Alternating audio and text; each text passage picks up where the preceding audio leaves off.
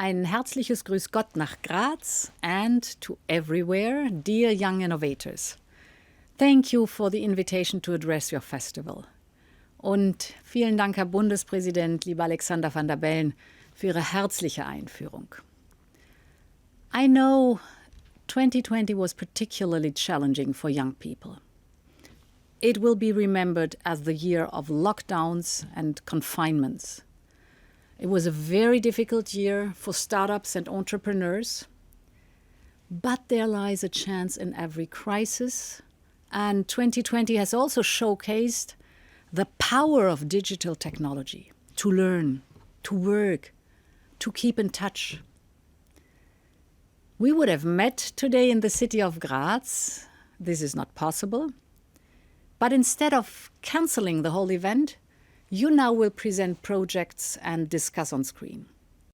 The pandemic has demonstrated the potential of digital innovation to improve our health and well-being. One example. We are currently purchasing 200 disinfection robots. They can support hospital staff working day after day on the coronavirus frontline.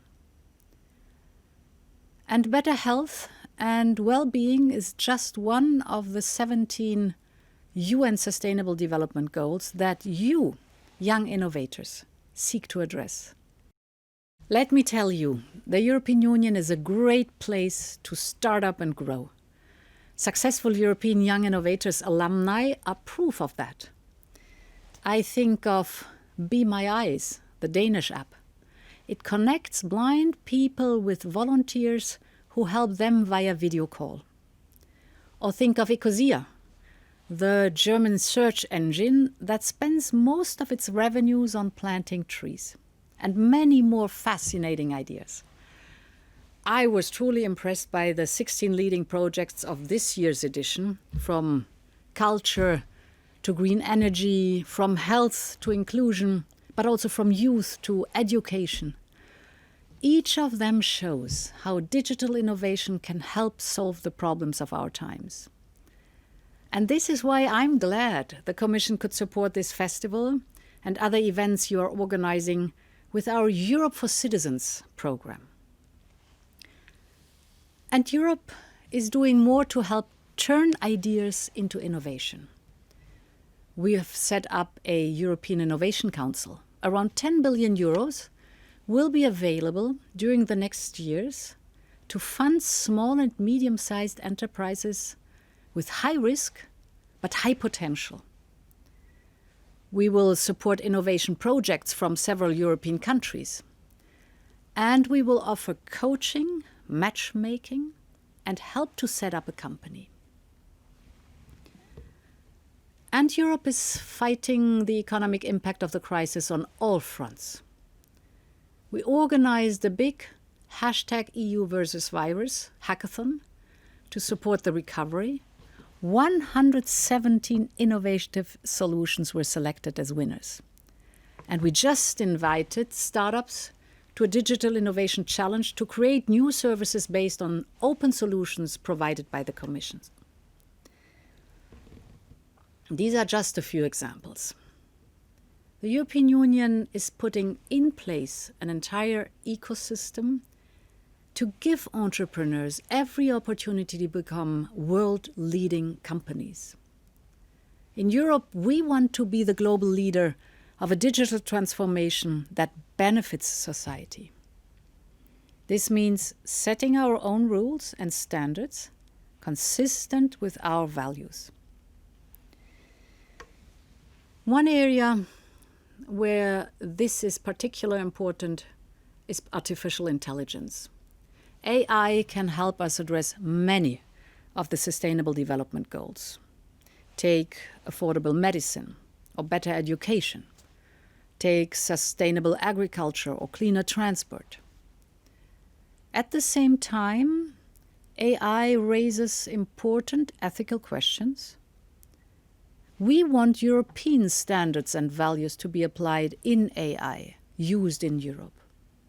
In particular, when complex AI solutions are deployed in sensitive areas, like, for example, healthcare or public services or employment.